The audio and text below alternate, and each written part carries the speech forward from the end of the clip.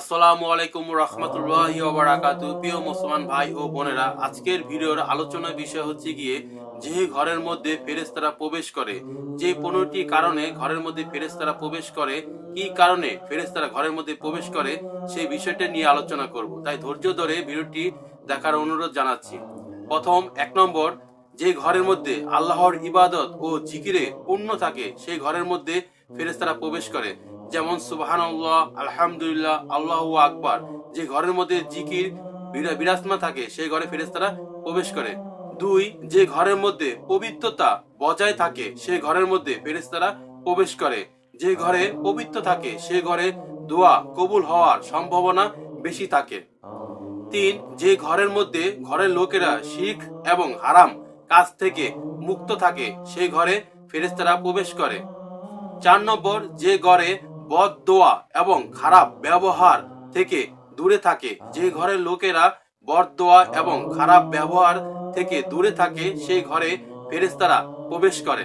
5 নম্বর, যে ঘরের মধ্যে নিয়মিতভাবে কোরআন তেলাওয়াত করা হয় সেই ঘরের মধ্যে ফেরেশতারা প্রবেশ করে।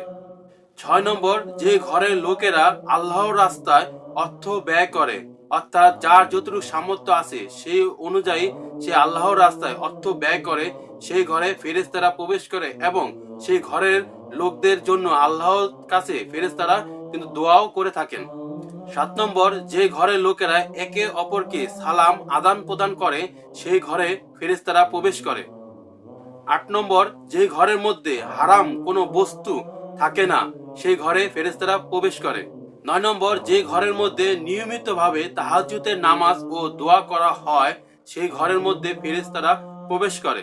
10 নম্বর, যে ঘরের মধ্যে মেহমানদের সম্মানের সাথে আপ্যায়ন করা হয় সেই ঘরে ফেরেশতারা প্রবেশ করে। 11, যে ঘরে অভিভাবকদেরকে সম্মান করা হয়, পিতামাতাকে সম্মান করা হয় সেই ঘরে ফেরেশতারা প্রবেশ করে। 12, যে ঘরে বাচ্চাদেরকে দ্বীনের শিক্ষায় শিক্ষিত করে সেই ঘরে ফেরেশতারা প্রবেশ করে। 13, যে ঘরে খাবারের শুরুতে বিসমিল্লাহ বলা হয় সেই ঘরে ফেরেশতারা প্রবেশ করে। 14, যে ঘরের মধ্যে নিয়মিতভাবে সূরা বাকারা ও আয়াতুল কুরসি পাঠ করা হয় সেই ঘরে অবশ্যই রহমত নাজির হয় এবং সেই ঘরে ফেরেশতারা প্রবেশ করে। 15, যে ঘরে অপচয় করা হয় না এবং অপচয় থেকে যারা দূরে থাকে সেই ঘরে অবশ্যই ফেরেশতারা প্রবেশ করে।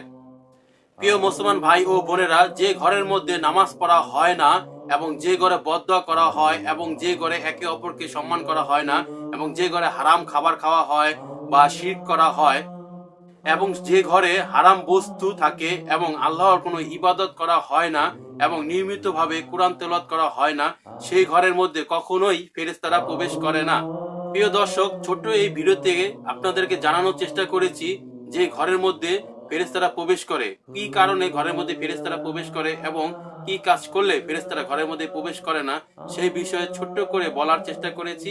তো ভিডিওটি যদি আপনার বিন্দু পরিমাণ উপকৃত হয়, যদি কিছু জানতে পারেন তাহলে অবশ্যই ভিডিওটাকে লাইক করে চ্যানেলটি একটু সাবস্ক্রাইব করে আমার পাশেই থাকবেন। সবাই সুস্বাস্থ্য কামনা করে শেষ করতেছি। আসসালামু আলাইকুম রহমতুল্লাহি ওয়া বারাকাতুহু।